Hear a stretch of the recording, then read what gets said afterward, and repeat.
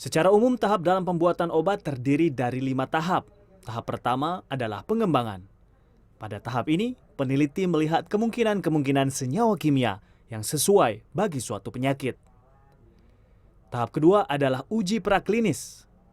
Uji praklinis dapat dilakukan secara in vitro yang dilakukan pada tingkat sel atau jaringan, atau secara in vivo, yakni uji yang dilakukan pada hewan.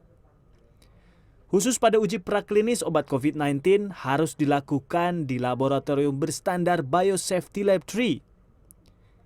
Jika uji praklinis dilakukan secara in vitro, penggunaan sel paru-paru manusia menjadi faktor penting.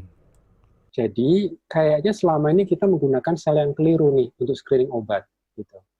Jadi masalahnya Vero itu kan memang sel yang umum dilakukan untuk studi vaksin, produksi vaksin, gitu. Itu nggak ada masalah di situ. Nah, awalnya tim Cina ketika mereka mengumumkan bahwa hidroksikloroquine itu berpotensi, itu menggunakan sel ini, sel Vero.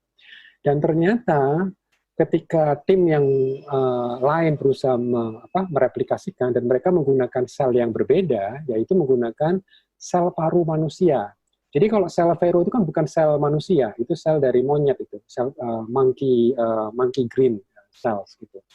Tapi ketika mereka menggunakan sel manusia, lalu mereka infeksikan dengan SARS-CoV-2 dan mereka tantang dengan obat hidroksikloroquine, efek antiviralnya hilang. Setelah uji praklinis dianggap berhasil, tahapan paling penting dilakukan, yakni uji klinis pada manusia. Uji klinis dilakukan dalam 3 hingga 4 fase yang dilakukan untuk melihat efikasi, toksisitas, serta dosis. Setiap fase uji klinis dilakukan pada jumlah orang yang berbeda, serta harus memperhatikan proporsi subjek. Yang pertama kita harus pelajari, masing-masing kelompok itu proporsi subjeknya imbang tidak. Contoh, kita harus lihat dari si umur. Ya. Jadi misalnya kelompok A, kelompok B, kelompok C.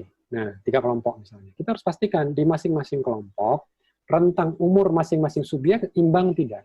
Jangan sampai nih, misalnya kelompok A muda-muda di bawah 17 tahun, kelompok B di atas 20 tahun, kelompok C di atas 50 tahun. Ini nggak imbang. Karena apa? Berarti ini proporsinya sudah tidak sama. Gitu kan. Terus yang kedua yang kita juga harus lihat, komorbidnya seperti apa, proporsi komorbidnya. Karena kita sekarang nggak tahu, orang dengan komorbid cenderung risiko tinggi, gejalanya lebih berat daripada yang tidak punya komorbid. Ya. Terus yang ketiga, kita harus lihat juga, kondisi pasien seperti apa.